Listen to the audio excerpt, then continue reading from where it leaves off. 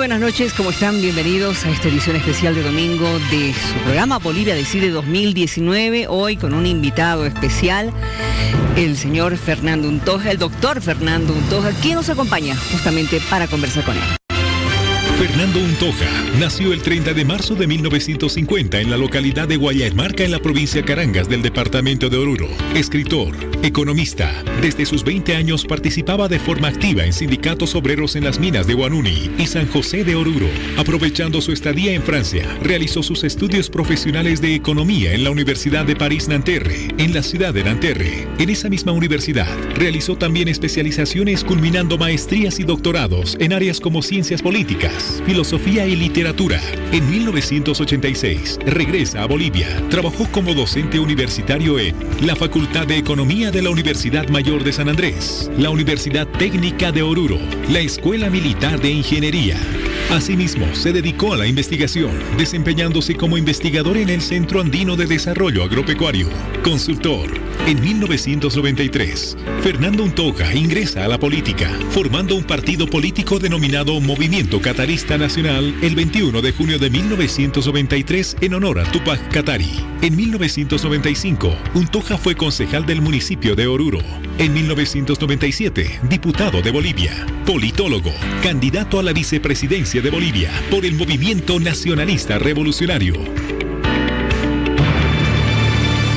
Don Fernando, ¿cómo está? Bienvenido. Buenas noches, Bolivia Decide, y es un placer estar con ustedes. Bueno, nos gustaría para comenzar que nos diga qué le parece el clima electoral que estamos viviendo. Estamos prácticamente a 2 meses de las elecciones.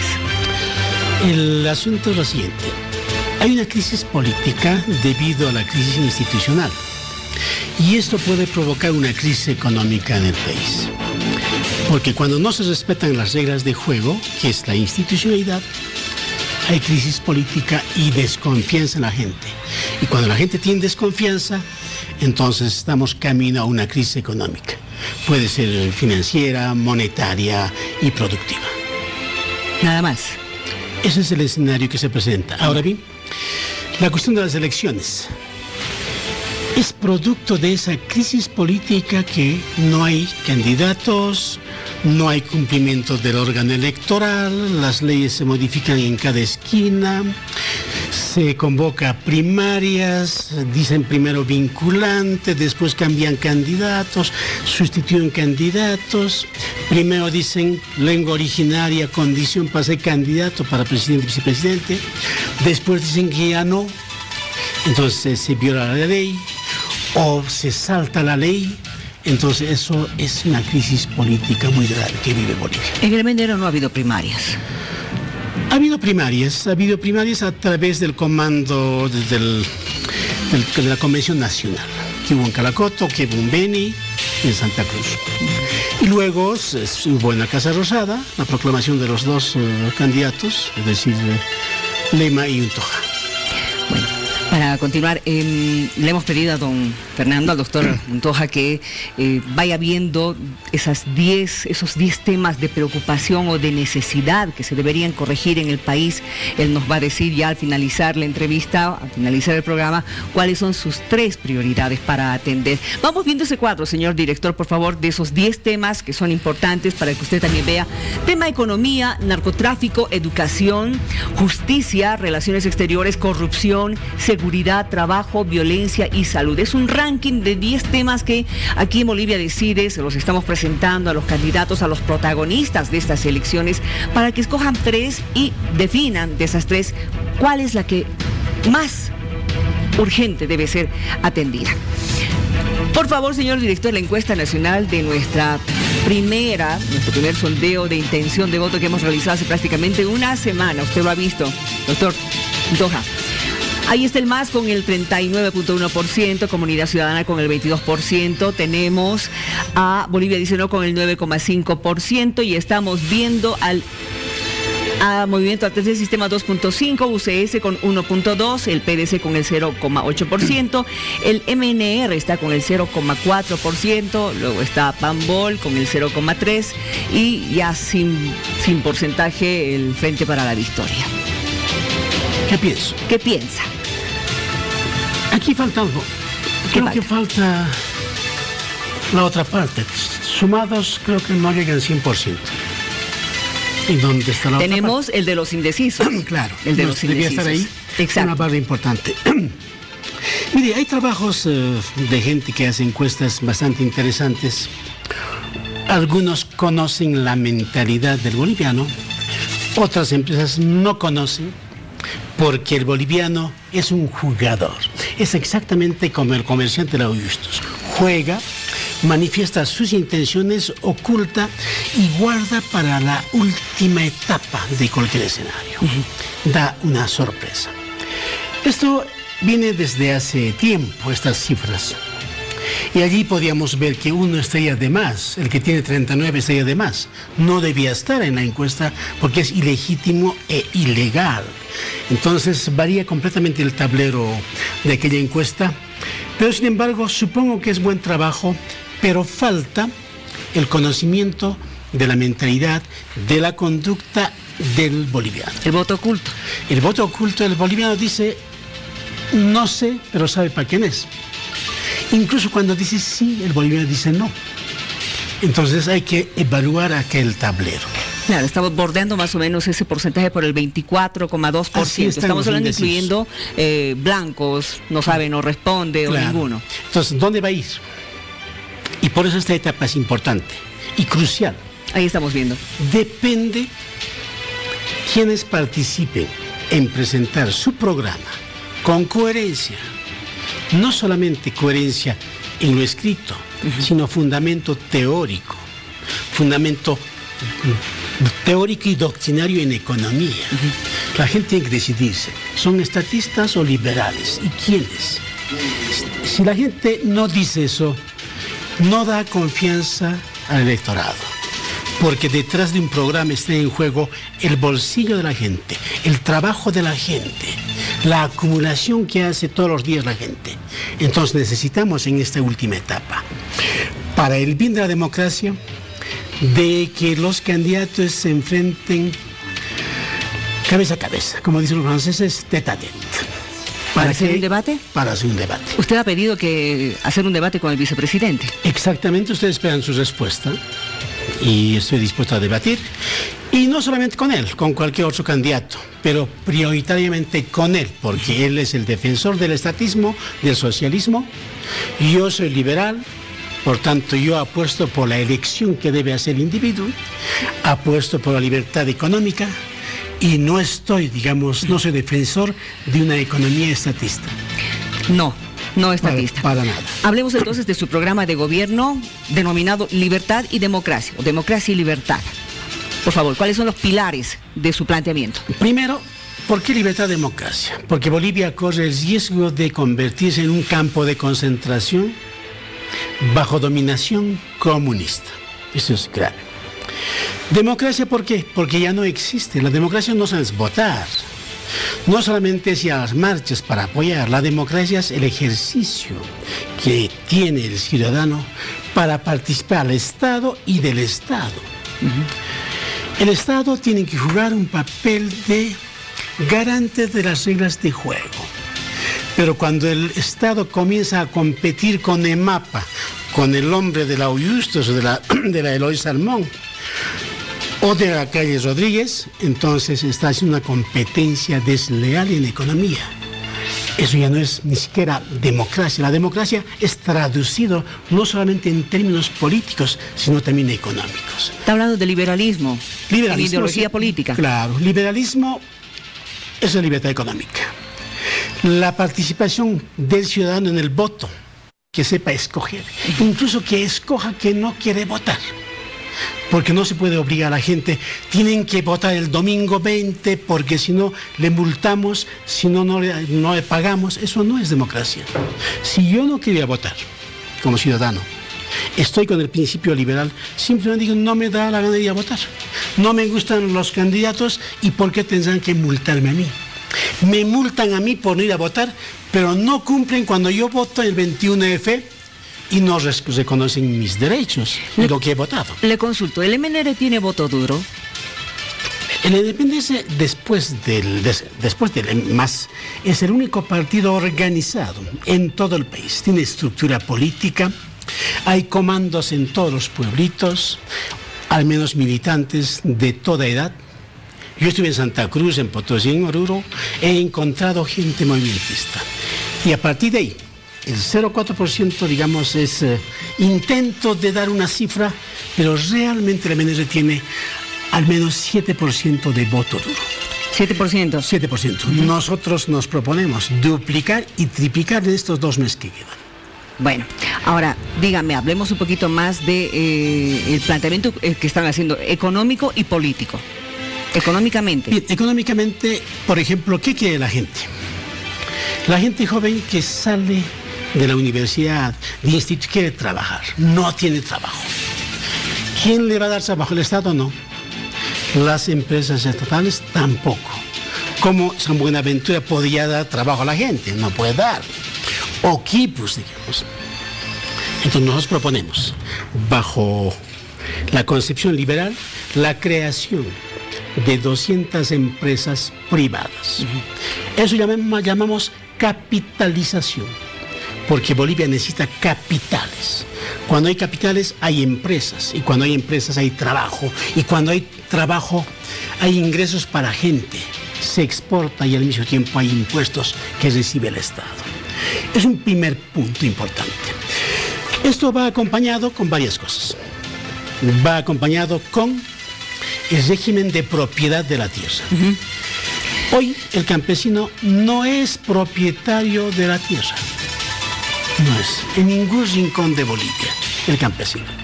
Ni en el oriente ni en el occidente. En los aires del altiplano el campesino no es propietario. Tendrá 10 hectáreas o 20 hectáreas, pero no puede vender ni hipotecar. Nosotros vamos a dar el título de propiedad privada de la tierra para que el campesino decida, venda, hipoteque, se preste, capitalice su chaco y comience a producir y se convierta en pequeño empresario privado. Un tercer punto es la cuestión de los impuestos. Los impuestos son la guillotina para aquel que trabaja en Bolivia. No deja que las empresas se ensanchen, se expandan. No permite que las empresas fácilmente puedan constituirse. Ahí está el impuestos. Hay que bajar entonces IVA del 13 a 6%, pero también a las nuevas empresas con capital privado, extranjero o nacional, dar 10 años de libertad impositiva. Es decir, no pagan durante 10 años. La única condición es de que creen empleos. Ya, revisando su programa para inversión extranjera sin tributo en ese tiempo. Durante 10 años. Pero ¿por qué para las empresas nacionales sí les van a dar un mínimo? No, tampoco. Igual, 10 años. Sin tributo. La nueva empresa que se instale y genere empleos hasta que arme, que gane mercado, que produzca, que gane mercado, que se posicione en el mercado nacional o extranjero, necesitamos que esas empresas no paguen impuestos. Ahora, en todo esto, ¿dónde queda el tema de la redistribución de la riqueza? A ver, la riqueza, ¿quién distribuye? Cuando el Estado comienza a distribuye discrecionalmente la torta. La torta en economía se distribuye a través del sistema de precios. El sistema de precios distribuye quién ha aportado más, quién ha aportado menos. De esa distribución se recaudan los impuestos y esos impuestos pueden ser distribuidos para gente más vulnerable económicamente por el Estado. No estamos en contra de la distribución de la cosa recaudada para la población que está en condiciones difíciles. Pero la torta misma es repartido por el sistema de precios. Claro, libre mercado. Así es. Ahora bien, el tema del sistema de salud, por ejemplo, porque ustedes están promoviendo un sistema de salud universal, ¿no es cierto? Pero el que dé más va a tener mejor servicio. ¿Cómo va a ser? A ver, para tener salud, que es nuestro punto importante acá, para tener salud, ¿qué se puede hacer? ¿Hasta dónde en ese momento el Estado puede soportar económicamente? No tiene límites el Estado. En este momento el Estado está en déficit fiscal, no hay reservas internacionales, hay poca exportación, por tanto no llegan divisas, la producción ha bajado, el gas está mal.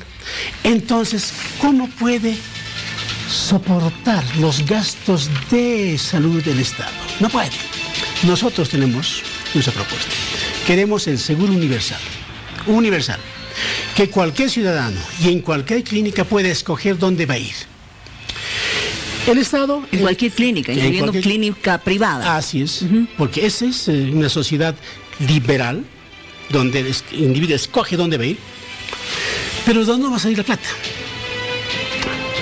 Hay un soporte que está en el presupuesto, es insuficiente, pero necesitamos que pague impuestos gente que no paga hasta ahora impuestos. Ya nos imaginamos. Ya nos imaginamos quiénes son. Tienen que pagar. Todo ese impuesto tiene que ir a salud directamente.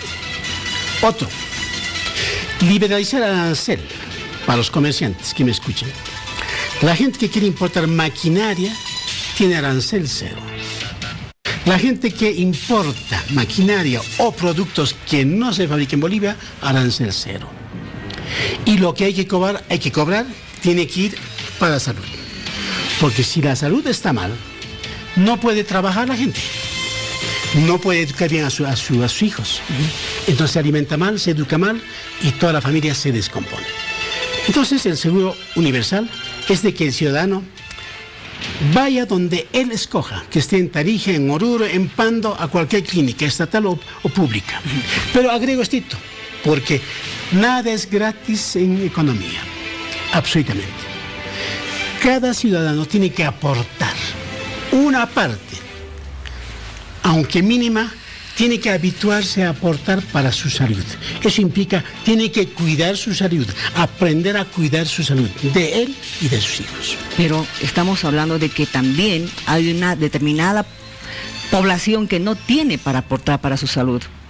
Ni un centavo, porque viven el día a día, ¿no es cierto? Claro, hay franjas, ¿cierto?, donde el Estado tiene que ver justamente eso, a través de un estudio serio. Pero hay gente también que hace muchas fiestas por todo lado. Muy bien. Daría un ejemplo. Tendrían que aportar solamente el valor de 2 cervezas para su ciudad.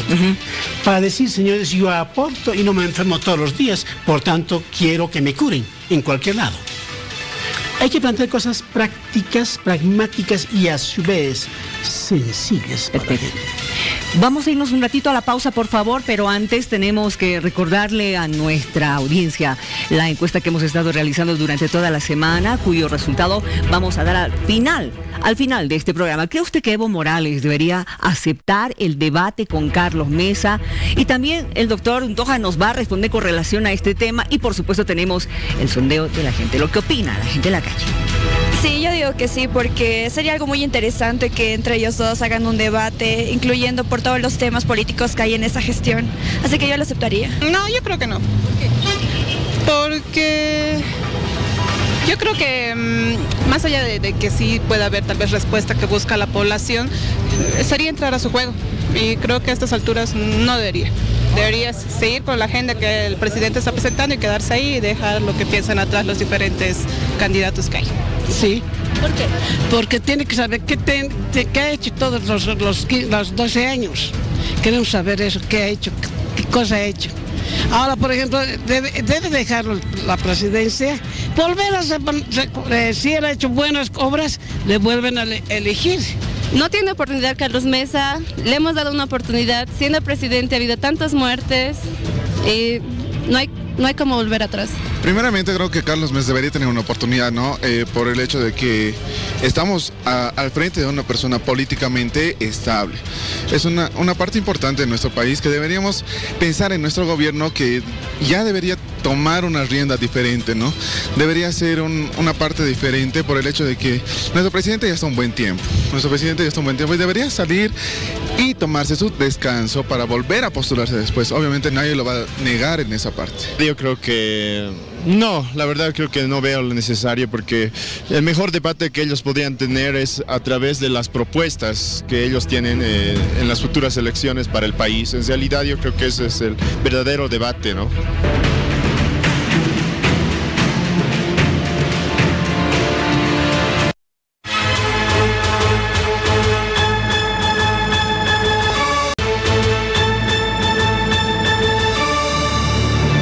acompaña el doctor Fernando Untoja, candidato a la vicepresidencia por el Movimiento Nacionalista Revolucionario. Vamos a seguir hablando de capitalismo, pero capitalismo con relación al hecho de que ustedes van a promover que lleguen nuevamente capitales extranjeros, inversión extranjera. ¿Capitalismo y extractivismo con estas empresas? No necesariamente. Lo que hay que cambiar es no ir entre el extractivismo, que es el estatismo, y volver otra vez al liberalismo, pero mal hecha y mal comprendida. ¿Cómo va a ser? Las empresas que nosotros queremos que lleguen a Bolivia tienen que ocuparse en otros rubros de transformación. Agroindustria, maquila, manufactura. En lugar de que nuestra gente que trae ropa usada, esa gente tiene que vender ropa nueva al mundo. El Alto necesita maquilas, al menos 2 maquilas para el empleo, Cochabamba y Santa Cruz. Pero aparte de eso hay otras empresas. Se puede transformar la fruta, los productos del altiplano, del oriente, existe bastante recurso. Si los recursos no se transforman, no es riqueza, hay que transformar.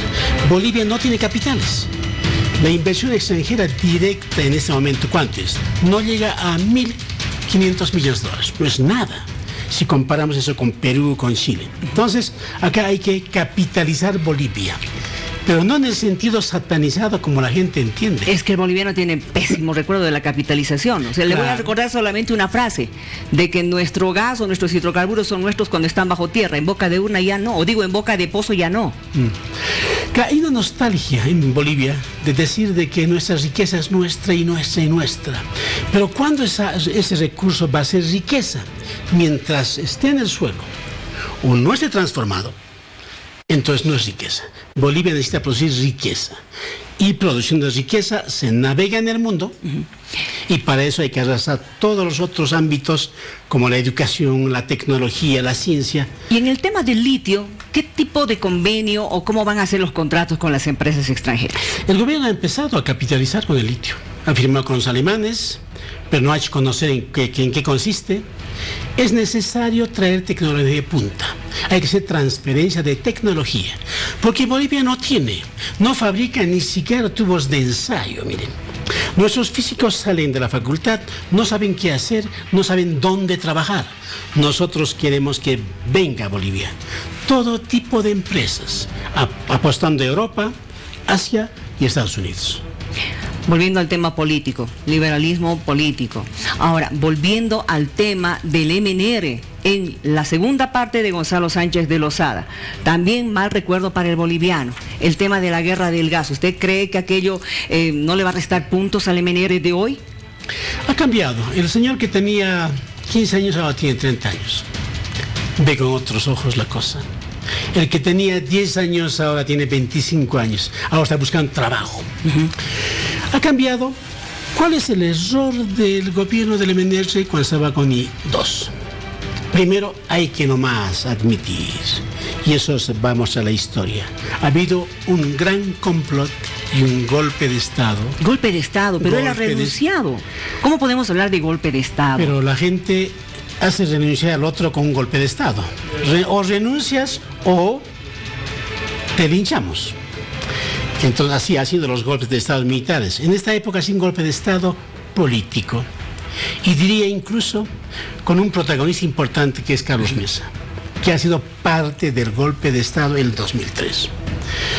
Entonces, en toda revuelta política, en enfrentamiento político, siempre hay gente que pierde su vida. A ver, como también en procesos políticos dictatoriales hay gente que pierde su vida cada mes, cada año, cada 6 meses.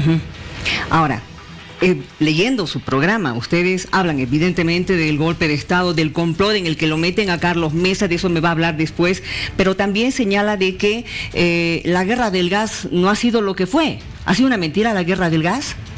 Mira, la guerra del gas, esa época la gente deseaba consigna, y toda subversión necesita una consigna y un chivo expiatorio, y han conseguido la guerra del gas. Bien, la guerra del gas, ¿por qué? Porque ya venía la bonanza económica y el Foro de Sao Paulo ha tanteado muy bien eso. Ya dicho, señores, aquí viene la bonanza para instalar un socialismo y vamos a repartir bonos por todo lado. Cuando estaba Goni, ¿cuánto había? Valía $20. Después subió hasta 150 casi. Como no haber bonanza. Entonces acá hay que ver de que en economía hay que olfatear y así lo que viene como cosa desconocida y cuál va a ser la consecuencia. Como hace rato dije, hoy estamos en una crisis política. Esa crisis política va a desembocar ahora en una crisis económica. Todo lo contrario de lo que antes pasaba. Antes había crisis económica y luego había crisis política. Cuando Goni había crisis económica, la gente no había muchos recursos. Ahora hay recursos, pero no existen instituciones, hay crisis política. A ver, hablando con relación a Carlos Mesa, ¿por qué dice que era parte del complot? A ver, el señor Mesa, cuando había ya los primeros muertos en el Alto, dice: yo doy un paso al costado, siendo parte del gobierno. En lugar de solucionar, de pacificar, de arreglar políticamente, abandonó a su presidente.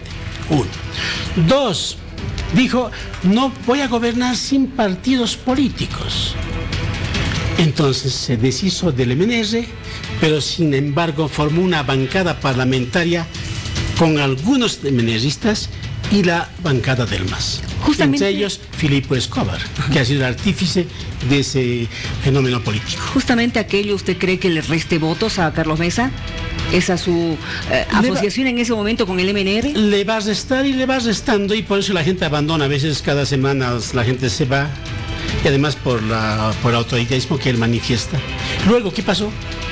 Después fue al Alto a revolcarse con Pepe Lucho, una costumbre que no es costumbre aymara siquiera, pero se revolcó en el suelo. Y a partir de ese momento colaboró directamente con Morales y preparó todo el escenario para que el MAS suba. Y por eso se quedó manteniendo buenas relaciones con el MAS durante 7, 8 años, hasta que logró tener el cargo de vocero de la causa marítima.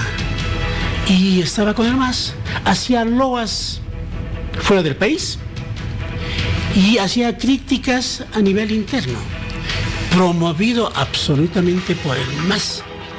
Incluso finalmente compró un partido, o alquiló, que se llama FREE, y lo pintó con Unión y Comunidad Ciudadana, un partido que estaba dirigido por 4 personas, sin cuadros, sin organización, sin ninguna seguridad en el país. Voy a pedir, por favor, presentar también a nuestros panelistas invitados. Me he quedado con las ganas de preguntarle acerca de su propuesta con relación al tema marítimo, pero vamos a hablarlo de eso más adelante. También nos acompaña en Santa Cruz Marianela Paco. Marianela Paco nació en Tupiza, Potosí, periodista, comunicadora social, abogada, exdiputada por el Movimiento al Socialismo 2009, exministra de Comunicación 2015-2017, una de las principales impulsoras de la ley contra el racismo en Bolivia y las leyes en defensa de la mujer. Marianela, ¿cómo estás? Buenas noches. Buenas noches, Miriam, buenas noches a Fernando y también a Marcelo y a todo el país. También está con nosotros Marcelo Silva. Marcelo Silva, politólogo de profesión, profesor universitario, analista político y consultor. Realizó sus estudios superiores en la Universidad Mayor de San Andrés, Bolivia, Universidad de Salamanca, España, Universidad Internacional de Andalucía, España. Fue concejal por el Movimiento al Socialismo de La Paz. ¿Qué tal, Marcelo? Bienvenido. Muchas gracias, Miriam. Para mí es un privilegio. Un cordial saludo a Marianela en Santa Cruz y por supuesto a Fernando. A todo el país. Estamos realmente contentos de estar este domingo a esta hora con todos ustedes para obviamente hablar con el doctor Untoja. ¿Cómo van a tomar el tema marítimo? Los candidatos como Morales y Mesa han ido a capitular en La Haya con Chile. Ahora no hay nada de qué hablar con Chile. Y Chile se hace la burla de cualquier declaración del canciller o de Evo Morales. Han partido por el mal camino. No voy a hacer todo el historial. ¿Qué nos queda ahora? ¿Qué piensa el MNR y qué plantea el MNR? Es necesario abrir relaciones diplomáticas francas y sinceras con Chile y liquidar los chauvinismos, esas nostalgias que han enfermado al boliviano. Entonces hay que recuperar el mar. Hay que hablar después, pero primero necesitamos restablecer relaciones diplomáticas y en la primera etapa entendernos económicamente con Chile. Hay muchas cosas que podemos hacer con Chile. Podemos ser empresas binacionales, podemos salir por sus puertos con nuestras mercancías al mundo y sobre todo establecer relaciones diplomáticas de respeto, o sea, lo que se llama la diplomacia entre estados, porque los estados son los que hacen diplomacia, no hacen los pueblos. Eso es cuento masista. Entonces, por ahora, llegando al gobierno, nosotros restablecemos relaciones diplomáticas con Chile. ¿Por qué digo? El norte chileno está poblado por bolivianos. Y fundamentalmente aymaras y quechuas son propietarios privados en Arica, en Iquique, Antofagasta. Esa gente vive de Arica, vive de Zabaya, vive de Totora, vive de Carangas. Entonces nosotros a Chile hemos avanzado demográficamente, hemos ocupado el territorio del norte chileno. Los chilenos saben muy bien que el aymara es chileno ahora y a su vez boliviano. Entonces, ¿qué nos queda? Restablecer relaciones diplomáticas con Chile. Estamos con Marianela en Santa Cruz. Marianela, ¿has escuchado la entrevista? Así es, Miriam. Bueno, yo creo que mucha gente que viene de abajo, digamos, ¿no? Quienes crepitamos la vida todos los días, reivindicamos identidad, reivindicamos igualdad social, justicia social. Estos rostros como la de Fernando Untoja o de Víctor Hugo Cárdenas reflejan la traición a esa lucha, a la sangre derramada por esa inclusión demandada y ese alcanzar justicia social, porque traicionan principios ancestrales. Segundo, se alinean a intereses ajenos y foráneos, y en esta ocasión, por todo lo que he escuchado de la propuesta que tiene el MNR, nos está planteando un retroceso al 52. Su programa de gobierno ha sufrido un retroceso fatal, mientras el mundo globalizado le está planteando relaciones internacionales más justas, relaciones económicas más justas. Resulta que ellos nos están planteando la liberalización. Han retrocedido inclusive a su neoliberalismo. Ahora, la razón, no sé, yo creo que ahí Fernando tiene que explicarnos, y es mi primera pregunta, ¿por qué se han ido más atrás del neoliberalismo y están planteándonos un programa de 1952 que ya ha fracasado en el país? Porque el pueblo boliviano se ha dado cuenta del engaño del MNR. Cuando él describe a un partido con identidad o ideología que viene y data de hace años, eso es falso. Identidad no ha tenido, lo que sí ha tenido es varios instrumentos y mecanismos de manipulación de la historia y de gobiernos, alienándose siempre a esos intereses norteamericanos. No se olviden declaraciones que en propia boca de Gonzalo Sánchez de Lozada en 1994 dijo que Víctor Paz no quería estar fuera de un contexto internacional en el que dominaba Estados Unidos y por tanto respaldaba golpes que provenían precisamente organizados desde allá. Entonces, esa es MNR al que está representando y en definitiva, pues, yéndose más atrás de los 90 inclusive. Es un retroceso. No sé por qué lo están planteando. Quisiera escuchar de parte de Fernando esa explicación. Perfecto. Doctor. Muy bien. Primero hay que aclarar. Ha sido una señora que ha debatido en algunos escenarios, en algunas emisoras, la conozco muy bien. Y primero hablaremos de inclusión. Un discurso masista. La inclusión es colonial. El hacendado incluye en su corral al discriminado.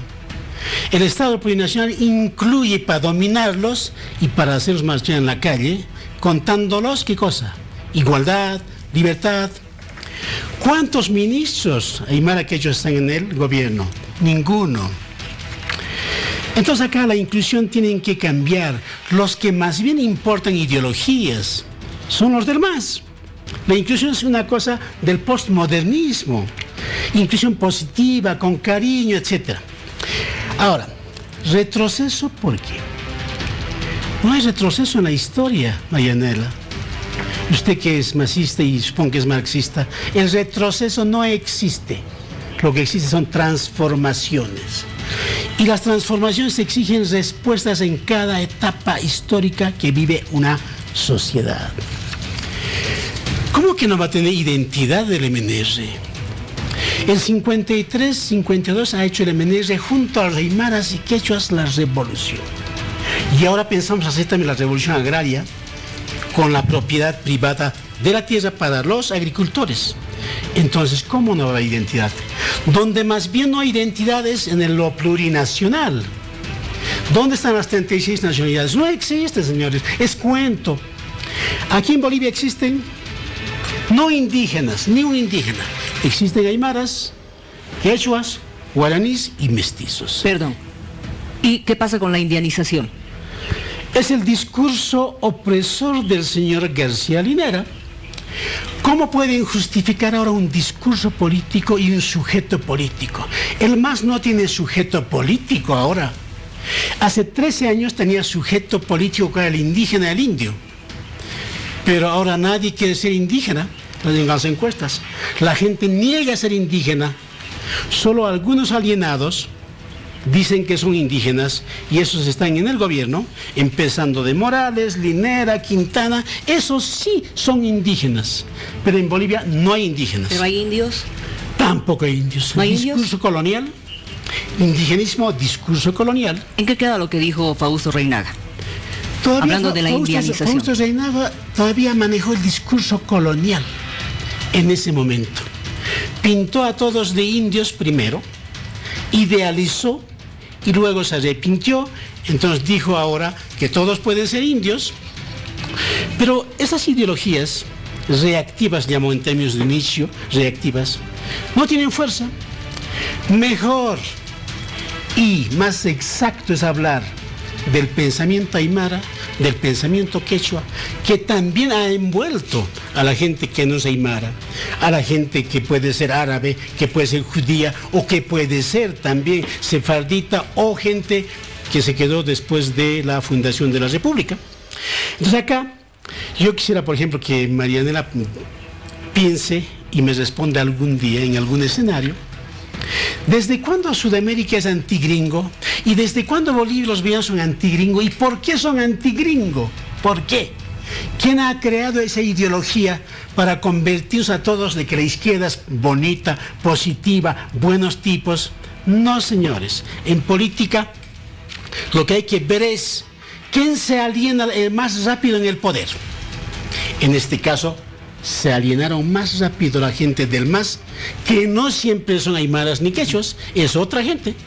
Marcelo. Gracias, Miriam. A ver, yo contrariamente al argumento de Marianela, creo que históricamente hay que reconocer que todavía el MNR sigue siendo históricamente el partido más grande que ha tenido el país. No solamente por los resultados electorales que ha tenido en la década de los 50, sino por su continuidad en la presencia histórica del país y por supuesto esta dialéctica que ha tenido de liderazgo que ha sido muy importante. Paz Estenssoro se creyó en algún momento a la revolución y le fue muy mal, pero caramba, el MNR tenía liderazgos muy interesantes como el de Siles, el de Guevara, el de Lechín, ¿no?, que permitían una alternancia, etcétera, etcétera. Me imagino que Fernando, porque lo conozco muy bien, profesor de economía, doctor en economía, he tenido el privilegio de ser su alumno en la universidad, ha debido quedar seducido por ese legajo histórico que ha tenido el MNR. Por supuesto, como todo partido con mucho tiempo en el poder, tiene caras oscuras y tiene caras brillantes. Fernando, ¿no te estás cargando muy pesado el muertito? Este peso histórico grande que tiene el MNR parece que está llegando a su final. Las encuestas nos están mostrando que el MNR no pasa, en el mejor de los casos, el 1% de la preferencia electoral. Yo veo que tu propuesta es bastante interesante, creo que es una de las mejores propuestas, y voy a emitir un criterio en relación a los programas, pero ¿no te da miedo terminar como sepulturero? ¿Terminaste la pregunta? Muy bien. No es que el MNR me sedujo, sino hay que ver las condiciones históricas en que vive Bolivia. O bien vamos por el camino de la dictadura comunista, o bien apostamos por otra vía. Y cuando digo apostamos por otra vía, hay que buscar cuáles son los órganos de poder organizados, capaces de contestar y capaces de crear e innovar el discurso político y también la propuesta política. Entre esos, tú y yo somos estudios de ciencia política. El MNR es un órgano de poder fabuloso, es una maquinaria. Mucha gente por ahora dice, no pesa nada, veremos el 20. Es una maquinaria fabulosa.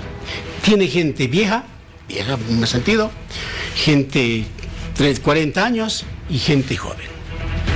Hay una reproducción de una red en el movimiento nacionalista revolucionario.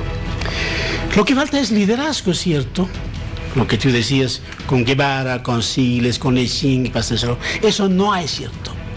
Pero el MNR también abre las puertas a todos los jóvenes que tienen que ser líderes de aquí a 5 a 10 años, con un partido enraizado, con identidad nacional, que es nacionalista. El MNR no se sirve de Cuba, no se sirve de la Unión Soviética. El MNR piensa el país con las limitaciones y con la gente que son cuadros que están ahí adentro. Entonces, yo en ese sentido no estoy seducido, sino digo, hay que reactivar este órgano de poder, que es una gran maquinaria para transformar Bolivia. Y la transformación ha mostrado el MNR. Primero con el intento de construir Estado-Nación. Fracasó, pues sí hay que decir así. Pero no fracasó ¿dónde? No fracasó con la capitalización y la participación popular. Con la participación popular, el Estado llegó hasta el último rincón de Bolivia. Y por eso ahora tenemos los municipios, los 33 municipios, y la capitalización. El MNR se dio cuenta en los años 90, con 93-97, de que Bolivia sin capitales no puede funcionar. Sin capitales no hay progreso, no hay desarrollo, ni siquiera un aparato de Estado fuerte. Entonces, la capitalización trajo capital fresco. Si no había la capitalización, ¿quién hubiera perforado los pozos? ¿Quién? Dígame. Y si no había capitalización, ¿había bono Juancito Pinto? ¿Había los otros bonos que conocemos? No había. Entonces acá hay que ser justo en la historia y también hay que ser crítico a los que quieren ignorar ese hecho histórico. Yo no creo que el MNR muera, estoy seguro que no va a morir, porque enraizada así, como el cactus del altiplano, o como el catari con la víbora, que se transforma, se vuelve nuevo otra vez, con nueva gente y siempre dispuesto a dar respuestas en los momentos más difíciles en que Bolivia vive. Marianela. Su catarismo ahora se entiende que ha sido de ese que se cambia de piel y puede estar en cualquier espacio, ¿no? Por suerte no ha dicho que es camaleón. Podríamos haber entendido mejor. Y qué bueno que aclare que no es el espíritu de Tupac Katari el que en su primer momento con el que se haya arropado para presentarse al mundo político y luego pasarse de un lugar al otro. Lo que yo estaba escuchando es una triste esperanza de pensar que hay un aparatazo, ¿no? El MNR es el traidor de la patria, el de siempre.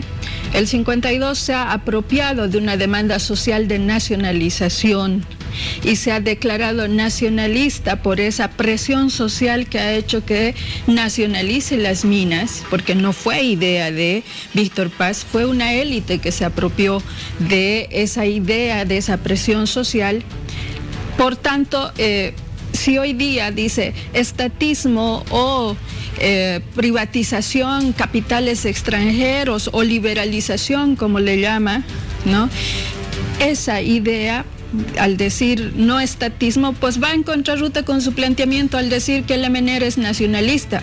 Como verán, no lo fue, no lo es, Por eso en 1985, tras el decreto supremo 21060, pues ha habido la relocalización, cuánta gente en la calle, el MNR, luego vuelve para decir que nos iba a salvar a Bolivia y nos trae su supuesta capitalización que termina siendo la privatización y la enajenación de los recursos del Estado, agrandando la brecha entre pobres y ricos, con una deuda externa. No se olvidará que tras el gobierno del presidente Evo Morales se ha condonado la misma.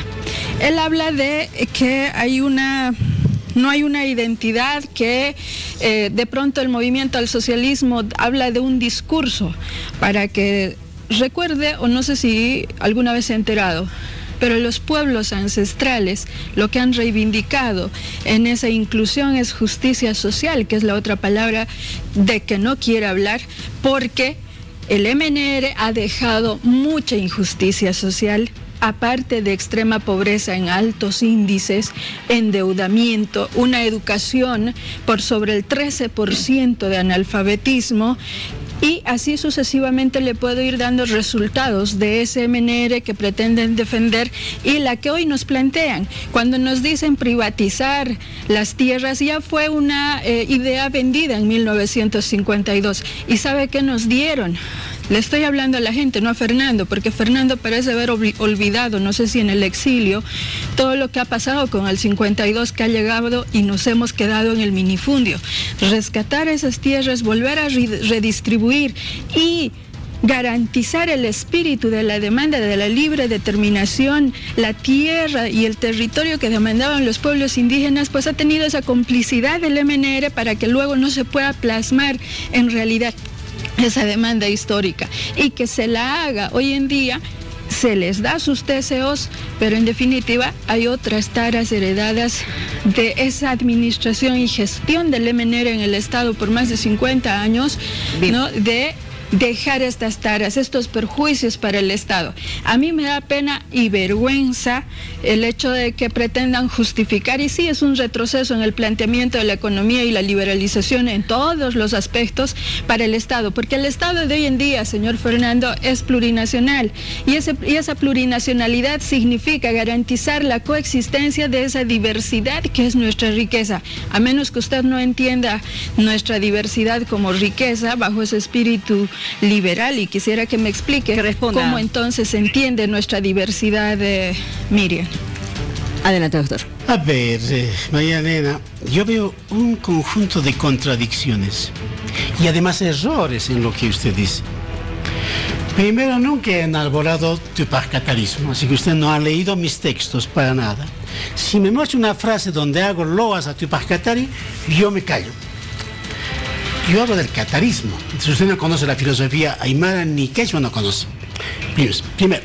Segundo, no es nacionalismo igual a estatismo. Es otro error eso. Luego, usted habla de traidor a la patria del MNR. Si comparamos ese discurso de lo que hoy pasa con el MAS, si es traidor a la patria o no, ¿qué pasa a la sumisión a los chinos? Los chinos mandan, patean a los obreros bolivianos, cazan a los leopardos en la selva, hacen mal los caminos. Ustedes recurren a asesores extranjeros cubanos, venezolanos, ni siquiera tienen un pensamiento propio. El 21/60, ¿por qué no han cambiado? Sigue siendo el eje central de la política económica contemporánea, incluido el MAS. Cuando hablan de pueblos, la noción de pueblo no tiene mucho peso. Porque el pueblo hablaba Mussolini, también hablaba Hitler, también hablaba Stalin. El pueblo oculta muchas cosas. Ahora, si hablan de pueblos, pero ¿y por qué entonces hablan de 36 nacionalidades?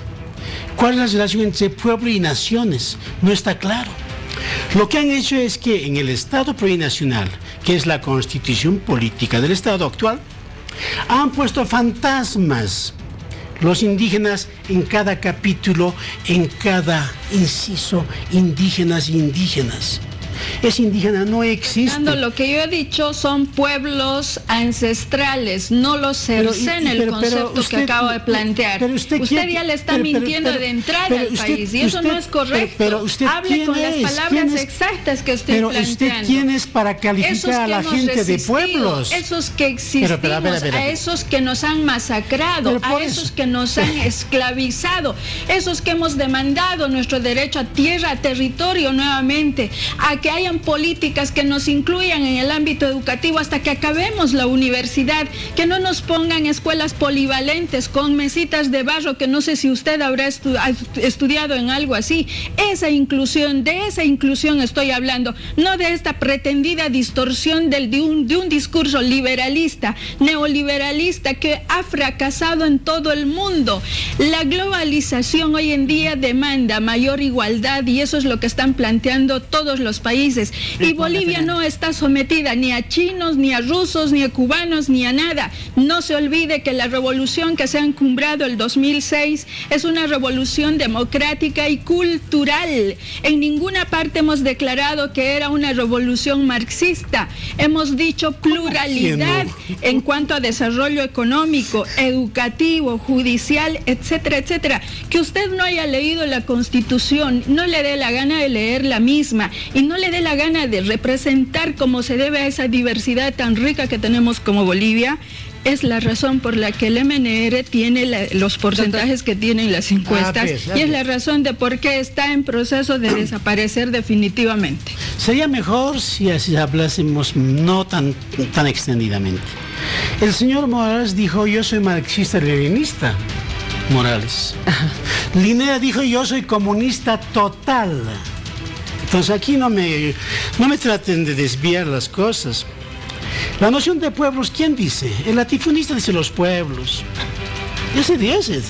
Entonces acá no hay que decorar con la revolución democrática burguesa. Aquí hay que constatar lo que está pasando en este momento.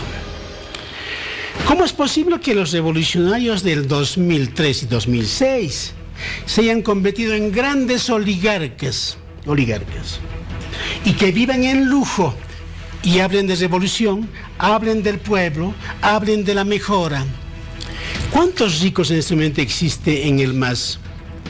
Toda la capa, todo ese clan es un grupo de oligarcas azules.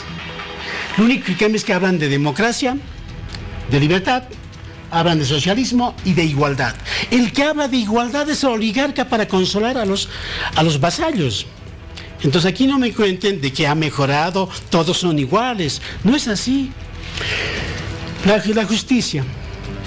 ¿Es justo o no es justo cuando la gente muere en los hospitales? ¿Qué es? ¿Son vasallos? ¿Son leprosos excluidos que están en los suelos tirados hasta morir? Piden auxilio y no hay. Ahora bien, es justicia también cuando el gobierno protege a todos los corruptos. ¿Existe entonces justicia para los corruptos? Para otra gente no existe justicia. Ya no es justicia cuando el poder central controla el poder judicial. Ya no hay justicia.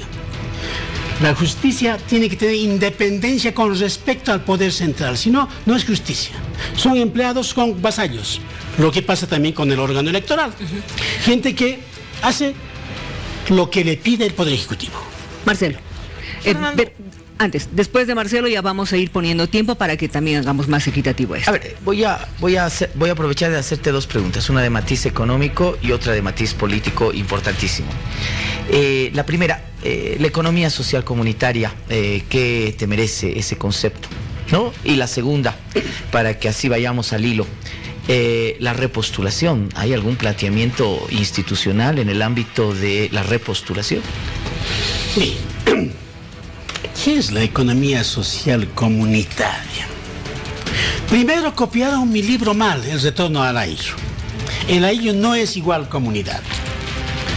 Segundo, economía social comunitaria es solo un enunciado. Yo les he preguntado a Arce, a Luis Arce. Le he preguntado a Aguilar, que es el genio del Ministerio de Educación. Les dije, ¿qué tipo de economía practicamos en Bolivia? ¿Cuál es? ¿En qué consiste esta economía social comunitaria? ¿Cuál es el invariante? ¿Cuál es la fórmula que hace funcionar toda esa economía? Porque la economía funciona en base a un modelo y ese modelo funciona en base a un invariante. Ninguno puede responder. Incluso desafié, reté públicamente a través de un medio de que debatamos esto, los principios teóricos, y que me muestren la matriz en términos matemáticos que representa la economía social comunitaria. Eso no existe, es puro cuento. ¿Dónde hay economía social comunitaria? El campesino de Tiwanaku vende su queso, compra cebolla, compra leche, compra fideo. ¿Dónde está? O EMAPA es economía social comunitaria. Debo decir que EMAPA toma las cosas de los campesinos y ni siquiera les paga en Santa Cruz por la soya, por la caña. Entonces no existe. Es simplemente una sigla y presentan como algo novedoso. Aquí es el capitalismo. Y lo que existe es un capitalismo de Estado donde una oligarquía se va formando en nombre de la revolución, en nombre de la igualdad, en nombre de lo comunitario. En términos conceptuales, ¿cuál es tu antítesis al Estado social comunitario? Para esta situación es un capitalismo de Estado. No hay... O sea, no estás hablando propiamente de un liberalismo. Lo que estás planteando es un capitalismo de Estado. No, lo que estoy constatando es que aquí hay capitalismo de Estado. No, pero ¿cuál es tu antítesis? Nosotros planteamos el liberalismo económico. ¿El liberalismo económico qué significa? Significa de que el hombre de la Justus, del alto o de la llamada, decida todos los días qué va a vender y cómo va a acumular. ¿Eso no es un sistema capitalista? Acción económica para decidir qué es lo que va a hacer, sin esperar que el Estado le dé algo. En este momento, los comerciantes llamados informales son los que más aportan a impuestos y todavía se les acusa de estafar, de hacer fraude. Entonces acá estamos en una economía estatal que extorsiona al que produce y premia al que no produce y da segunda aguinaldo al que no aporta nada al PIB. Tú tendrás la consecuencia de plantear liberalismo en una coyuntura latinoamericana que precisamente no ha sido muy auspiciosa para el tema del liberalismo. Pero me voy a la segunda, la repostulación, que tiene un matiz político. En este momento, señor Morales no debía repostularse, debía estar en Chapar o en algún lado veraneando.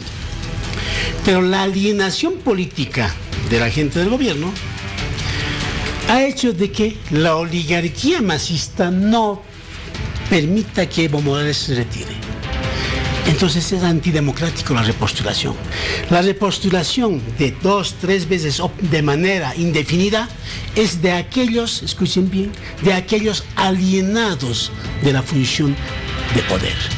Alienados que consideran el Estado como su propiedad. Tu antítesis, porque sé que el tiempo está pasando. ¿Qué propones en contra de la repostulación? ¿Cómo la frenamos? Proponemos de que una sola vez sea electo, después que se vaya a su casa. O sea, no hay reelección. Reforma constitucional. Exacto. Todo eso está bajo la reforma constitucional.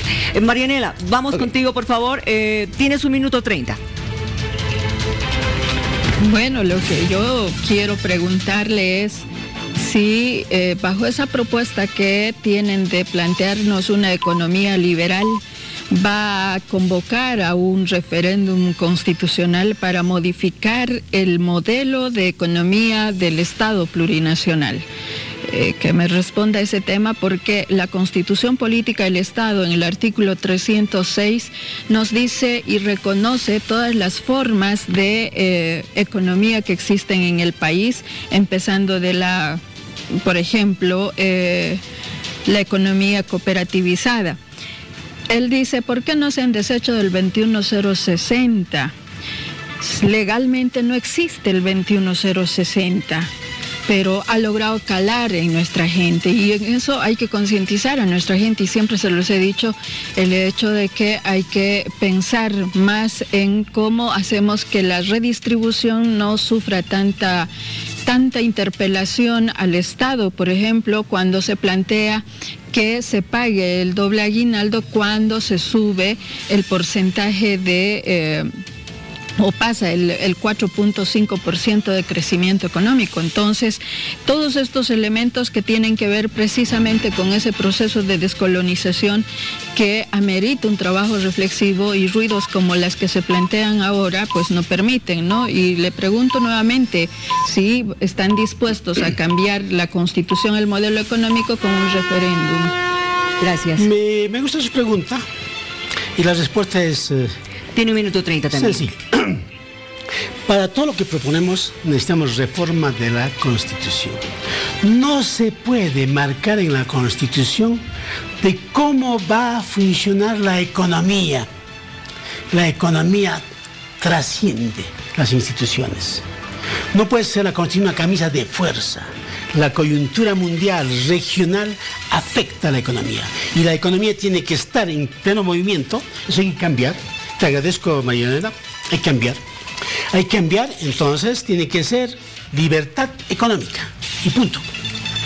Muy bien. Él señala que para todo lo que proponemos tiene que reformarse la Constitución y la economía debe estar en pleno movimiento. Habla de libertad económica. Marcelo, tienes 1.30. El MNR fue el padre de las transferencias directas en economía. Recordemos el bono sol, ¿no? Como el gran símbolo de aquellas transferencias directas. En su momento criticado como una medida electoralista, etcétera, etcétera, pero creo que hoy patrimonio indiscutible patrimonio indiscutible del Estado boliviano. A ver, deja de pagar el bono sol, Fernando, y mira cómo, y te apuesto cómo te va a ir. No es que no voy a pagar. No, pero eso es lo que quiero preguntarte. ¿Qué vas a hacer con las transferencias directas? Juancito Pinto, Juana Zurduy y otros bonos más. No voy a responder como mes. La mía es bien precisa. No se quita el bono sol que tiene ahora en la gorra de bono dignidad. Eso es del MNR. Eso es para gente mayor que tiene grandes problemas económicos, que tiene que estar bien mantenida y bien sostenida. No se va a quitar eso. Cuando se genera empleos para la gente no necesita bonos. Ahí está la creación de 200 empresas privadas. ¿Qué quiere la gente? ¿Por qué la gente pide bono para sus hijos? Porque le falta, no tiene trabajo. Busca trabajo y no encuentra trabajo. Entonces, las empresas generan trabajo, pagan impuestos de paso, mueven todo el aparato económico, y cuando el papá gana bien, tiene trabajo permanente, no necesita bonos. A ver, no se va a quitar el bono solo, ha dicho claramente el doctor Untoja. Y yo me quedo con la duda, 200 empresas que ustedes privadas en 5 años de gobierno se podrá crear. Marianela, tienes 1 minuto 30. Me sigue preocupando el tema económico. Significa que una mera declaración de la economía liberal va a extinguir, por ejemplo, a esos pequeños productores. Si le ha planteado que le va a dar tierras individualizadas y hacerlo empresario, ¿de qué forma? Dándole valor a la tierra así que lo hipoteque y después que el banco en esa lógica liberal le quite si es que no logra vender, hubiese algún cambio climático que le arruine la producción. ¿Cómo va a funcionar eso? ¿Y por qué es también, si esa liberalización implica anular el sistema de cooperativas, ya sabemos que va a anular la responsabilidad estatal en el aparato productivo y con los privados imagino que van a fortalecer, pero me preocupan las economías comunitarias, cooperativas y aquellas otras economías del sistema asociativo. ¿Van a desaparecer? ¿Cómo va a hacer funcionar este tema, señor Untoja, con ese planteamiento liberal que tiene? A ver, doctor, sí, perdóneme, ¿me puede responder antes rápidamente cómo van a hacer para crear 200 empresas en 5 años? Esto es una maquinaria que tiene que moverse. Atraer capitales extranjeros, ofrecer ciertas ventajas, porque Bolivia quiere acumular. Y para acumular necesitamos crear empleos. Las empresas estatales no generan empleo, generan vasallos para marchar en las calles y apoyar a candidatos de turno. Ahora bien, la economía comunitaria Mariana no existe. Es un discurso que se te escapa y no hay que ser así. Las cooperativas existen, eso es real eso. Comunitaria no. La liberación de la economía no va a restringir a los pequeños productores, más bien va a estimular. ¿Cómo? Alguien que quiere expandir su empresa tiene arancel cero para importar maquinaria industrial, arancel cero. Y además, esa importación beneficia también al consumidor. Lo que no producimos, no podemos pagar arancel de 14%. Producimos refrigeradores, no producimos. Entonces arancel solo para refrigeradores. Ese mecanismo mueve incluso la importación de productos de calidad. Y no como ahora, coches chinos que no duran más que 6 meses y que los transportistas están llevando en cada esquina. Entonces acá tienen que ser selectivas las cosas. Nosotros no podemos atacar. Ahora, aquí hay que aclarar una cosa más. La propiedad privada de la tierra da valor a la tierra. La gente que me escucha del altiplano. Tiempo, don Fernando. Muy bien. Permítame. A ver, la liberalización va a estimular al pequeño productor y la importación va a beneficiar al consumidor. Marcelo 1.30. Economía liberal, inversión extranjera, elementos que indudablemente están en tu programa económico. ¿Cuál sería la diferencia de tu modelo de inversión extranjera con la capitalización del GONI? La capitalización tiene 2 facetas. Primero, traer capitalización directo. Segundo, hacer los joint ventures. Nosotros no. Llamamos directamente o vamos a traer capital extranjero directo. Es decir, que las empresas que quieren trabajar en Bolivia se instalan con ciertas ventajas hasta que se instalen, hasta que produzcan. Eso no lo hizo la capitalización, lo hizo también. Lo hizo por esto en 2 fases. Una con joint ventures, claro, y otra la capitalización como es en yacimientos. Muy bien. A ver, vamos a esperar a que Marianela también ya formule su pregunta cuando quieras. Marianela, claro. Tienes 1.30. Bueno, para explicarle a nuestra gente, ¿no? La economía liberal implica que el grande se come al chiquito. Yo no entiendo cómo, y no ha explicado, Untoja va a garantizar la existencia de esos pequeños. Y traigo a colación también el tema de género. Somos las mujeres las que estamos más en esa área y estamos inclusive en la microproducción, en la generación y movimiento de esa economía desde las calles. Somos las mujeres la mayoría. Y el Estado neoliberal ha sido el que menos garantías ha dado a esos pequeños o microproductores. Habla también en el segundo tema que quiero que precise, es que dice que van a ofrecer ventajas.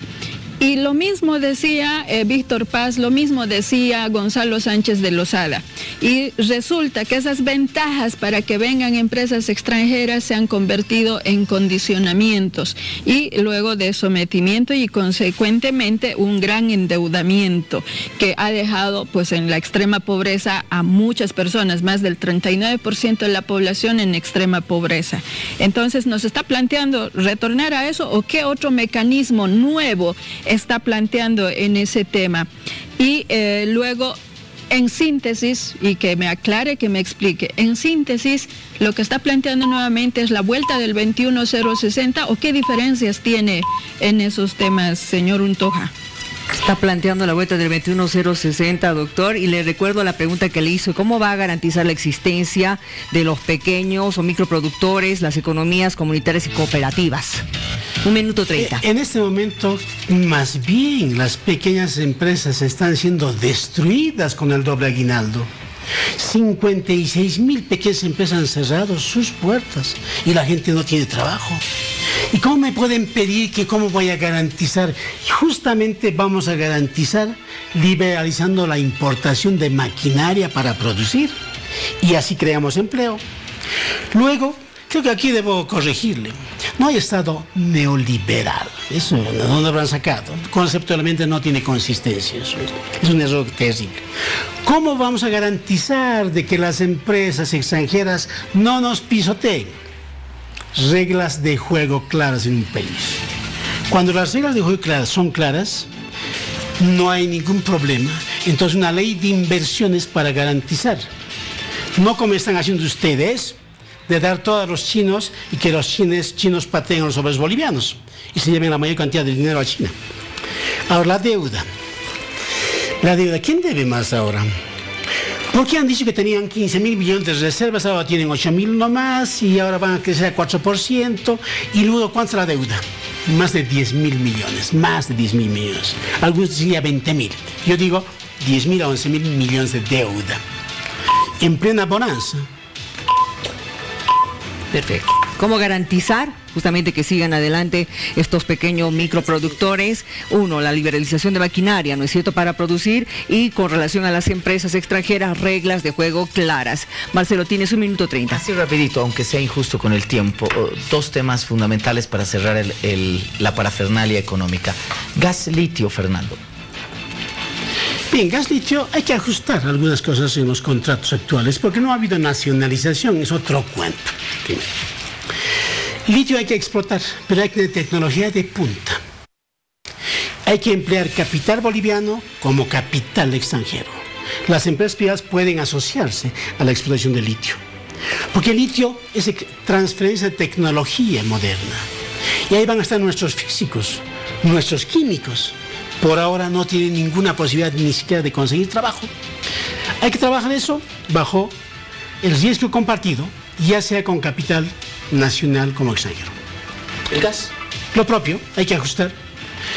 Es posible abrir para que haya nuevas perforaciones, porque en los 13 años no han perforado ni un pozo. Han perforado el pozo más profundo y no han encontrado gas, por ejemplo. El juego de esa naturaleza es completamente irracional. ¿No vas a abandonar el tema del gas? Hay una apariencia de que se está desmantelando la maquinaria del gas para abrir paso a la maquinaria del litio. No, no hay que abandonar porque la población necesita. Al menos estamos para 40 años con el gas, hay que vivir, mientras sustituyamos la energía por litio. Ok, muy bien. Dice, el litio hay que explotar con tecnología de punta, utilizar capitales nacionales y extranjeros con riesgo compartido, y lo mismo hay que ajustar justamente las reglas de juego con relación al gas. Marianela, tienes 1 minuto 30. Bueno, la aclaración que pretende hacer Montoja respecto al uso de neoliberalismo, al liberalismo que plantea, confirma que su concepción es antiquísima. Y mi pregunta es simple, me imagino que ha formado parte de la escuela de Friedman, no sé dónde haya sido. Y lo segundo es que necesito que me explique bien cómo cambiar la justicia, bajo qué enfoque, porque simplemente se han limitado a decir vamos a revolucionar, pretenden cambiar toda la constitución política del Estado. Para cambiar tendrían que llamar a una asamblea constituyente. Está en sus pretensiones aquello. Y lo otro que me aclare, ¿no? A ver si es parte de esa escuela de Friedman el señor Montoja. La gente no conoce el liberalismo. A Friedman conocen por propaganda. Y debo decir, los marxistas no conocen el liberalismo. Y los marxistas, como ustedes, tampoco conocen marxismo. Y puedo discutirse marxismo si ustedes quieren. El liberalismo es un pensamiento económico y político. La cuestión de Friedman es de coyuntura de los años 80. Es una línea doctrinaria y filosófica el liberalismo. Y así nació la economía política. Y para que investigue le voy a dar el trabajo. ¿Marx era liberal o estatista? Justicia. Hay que hacer la reforma de la Constitución constituyente. Entonces hay que liquidar con ese proyecto que nos estafa con las elecciones de los magistrados por el voto directo. Vemos las consecuencias hoy. La justicia deshecha. El propio García Línea dijo que era un asco la justicia. Y es real así. ¿Cuál tu antítesis? Mi antítesis, que los probos, que los notables vayan nominados por cada departamento. Y ahí tenemos colegios de economistas, que la gente de la población de Oruro, de Pando, propongan abogados notables, pero no simplemente que se pongan la huipadita en la solapa de su traje. Nosotros somos aquí pragmáticos y realistas. No queremos demagogia simbólica y una especie de pachamamismo que quiere a todos disfrazar de huipala. Muy bien.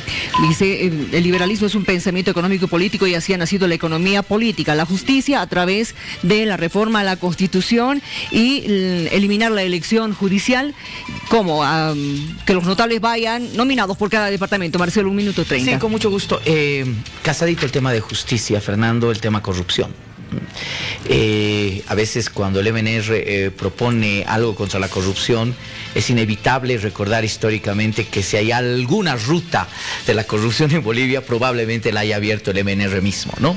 Y haya sido perfeccionada por los demás gobiernos. Propuesta concreta sobre una lucha contra la corrupción. Esto es radical. ¿Quién es el corrupto? Es aquel que ha robado al Estado 35, 40 millones, 100 millones. En ese lapso han muerto niños, mujeres, las parejas se han separado porque no tienen trabajo. ¿Quién es el corrupto? Un criminal. Por tanto, necesita condena a cadena perpetua con la confiscación de sus bienes. Eso hace temblar a los masistas. ¿Por qué? Porque existe demasiada corrupción. Ahora, usted dice de que el MNR ha tenido corruptos, sí, pero no porque ha tenido, nosotros vamos a decir, no hacemos. Señores, hay que parar la corrupción, hay que decir basta, señores. Tiene que ser con la educación, respeto a las reglas de juego, respeto a la institucionalidad y que el político que vaya por honor y por virtud para manejar el Estado y no mirando a acumular fortuna en el menor tiempo posible. ¿No es muy lírico esto? No, ¿cómo que es lírico? Claro. Es decir, todos los gobiernos lo han planteado alguna vez, pero terminan con los bolsillos llenos. Tiempo. Gracias a Marianela por las preguntas, a ti también, Marcelo. Gracias, doctor. Vamos a recordar, por favor, la pregunta que hemos estado lanzando, porque tenemos que darle ahora sí el resultado de este sondeo que hemos hecho a través de las calles, en las calles y también por nuestras redes sociales. ¿Cree usted que Evo Morales debería aceptar el debate con Carlos Mesa? Señor director, tenemos la respuesta. Ahí está.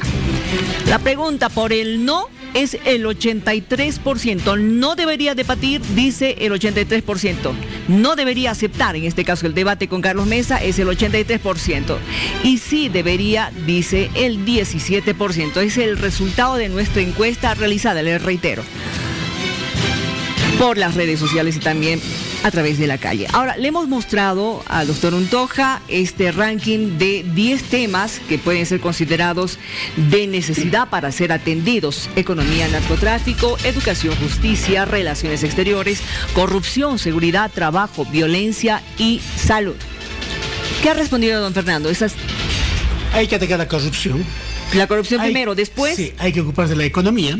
¿Economía? Salud. Perfecto, y salud. Esos son los 3 temas principales. Es un triángulo. Ahora, de estos 3, corrupción, me dice salud y el otro sería economía. Claro. ¿Cuál es el principal, el número 1? Muy bien, la gente que está enferma no puede trabajar. Salud es el primer tema. Salud. El que está bien, en forma, trabaja, rinde, por tanto, vuelve la economía.